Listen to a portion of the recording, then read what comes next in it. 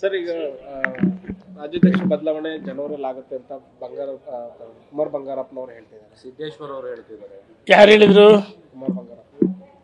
ಆಯ್ತು, ಭಾರತೀಯ ಜನತಾ ಪಾರ್ಟಿಗೆ ಬಂದು ಎಷ್ಟು ವರ್ಷ ಆಯ್ತು? ರಾಜ್ಯದ ಅಧ್ಯಕ್ಷ ನೇಮಕ ಮಾಡಿದ್ದು ನಾವ್ಯಾರು ಅಲ್ಲ, ಯಡಿಯೂರಪ್ಪನವರು ಅಲ್ಲ, ನರೇಂದ್ರ ಮೋದಿಜಿಯವರು, ಅಮಿತ್ ಶಾಜಿಯವರು, JP ನಡ್ಡಾಜಿಯವರು, ಸಂತೋಷ್ ಜಿಯವರು. ಮೊನ್ನೆ ತಾನೇ ಕರ್ನಾಟಕ ಬಂದಂಥ ಸಂದರ್ಭದಲ್ಲಿ ನಮ್ಮ ಕರ್ನಾಟಕದ ಉಸ್ತುವಾರಿಗಳು, ರಾಷ್ಟ್ರೀಯ ಪ್ರಧಾನ ಕಾರ್ಯದರ್ಶಿಗಳು ಒಬ್ಬರಾದ ಅಗರ್ವಾಲ್ ಏನು ಹೇಳಿದರೆ, ವಿಜಯೇಂದ್ರ ಅವರು ಸಂಘಟನೆ ಮಜಬೂತ್ ಮಾಡಿದ್ದಾರೆ, ಒಳ್ಳೆ ಕೆಲಸ ಮಾಡಿದ್ದಾರೆ, ಅವರು ಅಧ್ಯಕ್ಷ ಆಗಿ ಮುಂದುವರಿತು ಅಂತ ಹೇಳಿದರೆ, ಅವ್ರು ಹೇಳಿದ ಮೇಲೆ ನಿಂದೇನಪ್ಪ ಕೆಲಸ? ಒಂದು ಬಾರಿ ಭಾರತೀಯ ಜನತಾ ಪಾರ್ಟಿ ಬಂದು ಯಡಿಯೂರಪ್ಪನವ್ರ ಆಶೀರ್ವಾದ, ಭಾರತೀಯ ಜನತಾ ಪಾರ್ಟಿ ಆಶೀರ್ವಾದ ಲೋಕಸಭೆಗೆ ಕ್ಷಮಿಸಿ ವಿಧಾನಸಭೆಗೆ ಆಯ್ಕೆಯಾಗಿ ಅಲ್ಲಿ ಸೊರಬದಲ್ಲಿ ಸ್ಥಳೀಯ ಮುಖಂಡರುಗಳನ್ನ, ಕಾರ್ಯಕರ್ತರುಗಳನ್ನ, ಸಂಘ ಪರಿವಾರದ ವಿಶ್ವಾಸ ತೆಗೆದುಕೊಳ್ಳಿಲ್ಲ.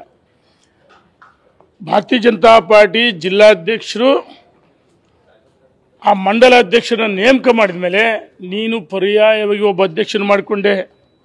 ಎಲ್ಲಿ? ಸೊರಬದಲ್ಲಿ ನೀನೇ ಅಧ್ಯಕ್ಷನ ಮಾಡಿಕೊಂಡು ಸ್ವಯಂಕೃತ ಪದಿಂದ ಸೋತ ಮೇಲೆ ಭಾರತೀಯ ಜನತಾ ಪಾರ್ಟಿ ಬಗ್ಗೆ, ಯಡಿಯೂರಪ್ಪನವ್ರ ಬಗ್ಗೆ ಅನಗತ್ಯವಾಗಿ ಟೀಕೆ ಮಾಡೋದು, ಕೆಲವ್ರ ಜೊತೆ ಸೇರಿಕೊಂಡು ಏನೇನು ಮಾತಾಡ್ತೀವಿ ಎಲ್ಲವೂ ಗೊತ್ತಿದೆ.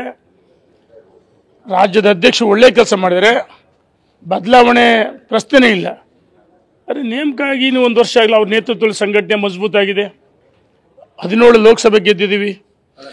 ಭ್ರಷ್ಟಾಚಾರ, ಒಂದು ನಿಮಿಷ, ಭ್ರಷ್ಟಾಚಾರ ವಿರುದ್ಧ ಮೂಢ ಇರ್ಬೋದು, ವಾಲ್ಮೀಕಿ ಹಗರಣ ಇರ್ಬೋದು, ವಕ್ಫ್ ಇರ್ಬೋದು, ಯಶಸ್ವಿ ಹೋರಾಟ ಮಾಡಿದರೆ ಅಧಿವೇಶನದ ಒಳಗೆ ಹೊರಗೆ. ನೋಡಿ, ನಮ್ಮ ರಾಜ್ಯದ ಅಧ್ಯಕ್ಷರು ಪಾದಯಾತ್ರೆ ಪ್ರತಿಫಲ, ಅವ್ರ ಜೊತೆಗೆ 2 ಜನ ವಿಪಕ್ಷ ನಾಯಕರುಗಳು, ಲೋಕಸಭೆ, ವಿಧಾನಸಭೆ, ವಿಧಾನ ಪರಿಷತ್ತು ಹಾಲಿ ಮಾಜಿಗಳೆಲ್ಲರೂ ಸಾಥ್ ಕೊಡ್ತಾರೆ. ಆಗಿದ್ದಾಗ ಬದಲಾವಣೆ ಮಾಡಿದ ಹಕ್ಕು ನಿನಗಿದೆಯಾ? ಯಾವ ನೈತಿಕ ಹಕ್ಕಿದೆ ನಿಮ್ಮ ವಿಜೇಂದ್ರ ಬದಲಾವಣೆ ಆಗ್ತಾರೆ ಅಂತೇಳಿ? ಎಲ್ಲ ಒಂದು ಕಡೆ ತಿರುಕನ ಕನಸು ಕಾಡ್ತಾರೆ, ನಮಗೂ ಕನಸು ಬೀಳ್ತಾವ ಇಲ್ಲ ಅಂತ. ಅವ್ರಿಗೆ ಯಾವಾಗ ಕನಸು ಬಿತ್ತು? ತಿರುಕನ ಕನಸು. ನಾನು ರಾಜ್ಯಾಧ್ಯಕ್ಷ ರೇಸ್, ಅಧ್ಯಕ್ಷ ಹುದ್ದೆಗೆ ಒಂದು ಘನತೆ ಇದೆ, ಗೌರವ ಇದೆ. ಈ ರೀತಿ ಬುದ್ಧಿಭ್ರಮಣೆ ಆದರೂ ಮಾತಾಡ್ತಾರೆ.